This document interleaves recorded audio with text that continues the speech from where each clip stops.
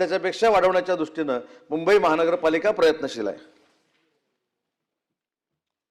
सभापती महोदय, मंत्री महोदयांनी जे उत्तर दिले त्याच्यात थोडी विसंगती आहे की मुंबई महानगरपालिकेचं दायित्व, मुंबई महानगरपालिका म्हणते की आमचे 10,900 कोटी रुपये बाकी आहेत आणि ही महानगरपालिकेकडनं आलेलीच माहिती आहे। मंत्री महोदय म्हणतायत आमच्या आणि त्यांच्यामध्ये वाद आहे, 14 पे कमिशन 7 पे कमिशन याच्यावरनं वाद आहे आणि म्हणून आमचे फक्त 200 कोटी रुपयेच आम्ही त्यांना देणं लागतोय। परंतु ही अधिकृत माहिती आहे, शिक्षणाचे 7,000 कोटी बाकी आहेत। आता शिक्षणाचे 7,000 कोटी बाकी आहेत, याला 14 पे कमिशन आणि 7 पे कमिशनचा काय संबंध आहे? आपण जे आता वाचून दाखवलं, कोस्टल रोड, बाकीचं नद्यांचं पुनर्जीवन, मिठी नदीचं वेगळं पुनर्जीवन, मिठी नदीशिवाय मुंबईत अशा कुठल्या नद्या आहेत की ज्याचं पुनर्जीवन करताय आपण? मिठी नदी ही एक मोठी नदी आहे मुंबईमध्ये, त्याचे वेगळे पैसे दाखवलेले आहेत। मिठी नदीच्या व्यतिरिक्त अशा कुठल्या वेगळ्या नद्या आहेत की ज्यांचं पुनर्जीवनाचे पैसे आपण दाखवलेले आहेत? त्याच्यामुळे ही माहिती जी आपल्याकडनं आमच्याकडे येते, जी आता आपण पटलावरती आहे, या माहितीमध्ये मी असं म्हणणार नाही की ती असत्य आहे, पण या माहितीमध्ये विसंगती आहे। हे थोडा चांगल्या शब्दात हे मी सांगतोय, त्याचं कारण असं आहे की मी मुंबई महानगरपालिकेकडनं घेतलेली माहिती आहे। आता प्रश्न असा आहे की राज्य शासनाचे पैसे राज्य शासन देणं लागतंय। इथे एका बाजूला आपण म्हणताय की आम्हाला पैसे द्यायचेत नाही द्यायचेत, दुसरं आहे।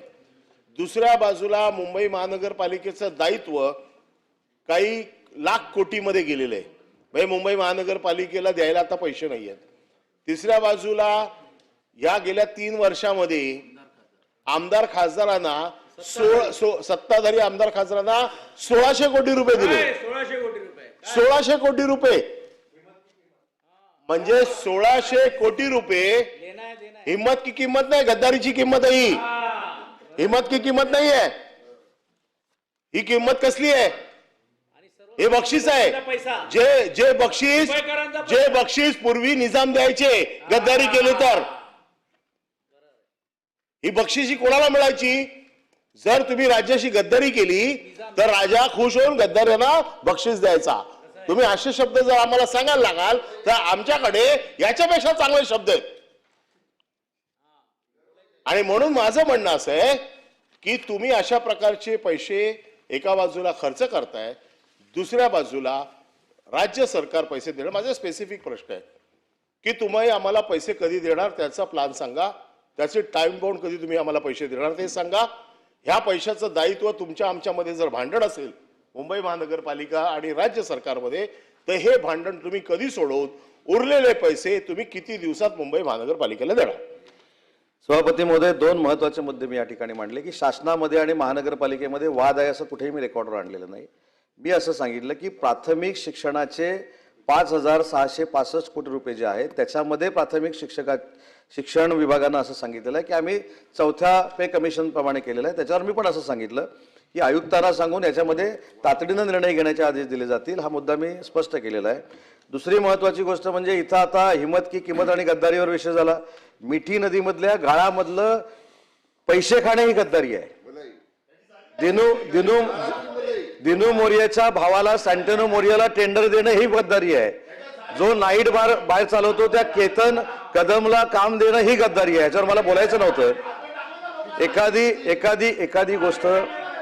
एखादी गोष्ट गद्दारी कशामध्ये आहे? लोकांनी दिलेल्या महसुलाच्या पैशामध्ये भ्रष्टाचार करणं ही गद्दारी आहे। करोनामध्ये खिचडीमध्ये भ्रष्टाचार करणं ही गद्दारी आहे। 400 ग्रॅमची खिचडी देतो म्हणून सांगून 250 ग्रॅमची खिचडी देणं ही गद्दारी आहे। त्याच्याबद्दल मला वैयक्तिक कोणावर टीका करायची नाही, पण माझी भूमिका अशी आहे, खिचडी खाणारे किती जेलमध्ये जाऊन आले हे तुम्हाला देखील माहिती आहे, मला देखील माहिती आहे। प्रमुखांवर बोलण्याची गरज नाही। मुद्दा असा आहे की आपल्याला मुंबईकरांना न्याय मिळवून द्यायचा आहे।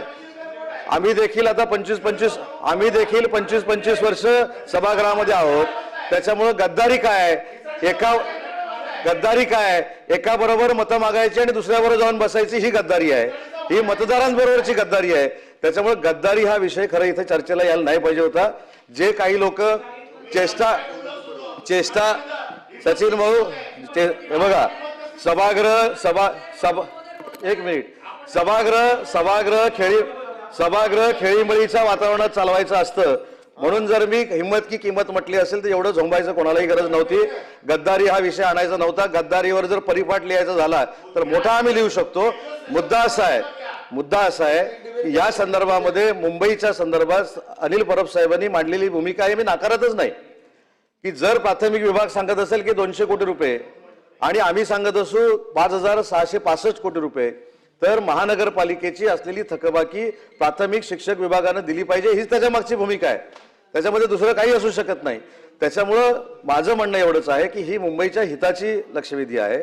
मुंबईच्या सगळ्या विकासात्मक कामाला न्याय देणारी ही भूमिका आहे. आणि म्हणून मला असं वाटतं की आपण आता मिठी नदीवरचा विषय काढला की मिठी नदीला 2,350 कोटी रुपये का दिले. आता मिठी नदीचं काम हे अनिल परब साहेब असताना देखील सुरू झालं नाही, मी देखील असताना सुरू झालं नाही. हे 2006ला सुरू झालं. 2012ला ते महानगरपालिकेने ट्रान्सफर केलं आणि ट्रकमध्ये, ट्रॅक्टरमध्ये गाळ नसताना सुद्धा गाळ दाखवला गेला. हा काय उदय सामंत दाखवला का? ही खरी गद्दारी आहे. त्याच्यामुळं मला असं वाटतं की याच्यावर हे बोलूया ना. आणि म्हणून मी सांगितलं की अनिल परब साहेबांनी ज्या भावना मांडल्या तशा फक्त भावना मी मांडलेल्या आहेत, पण शासनाकडनं असलेली थकबाकी देणं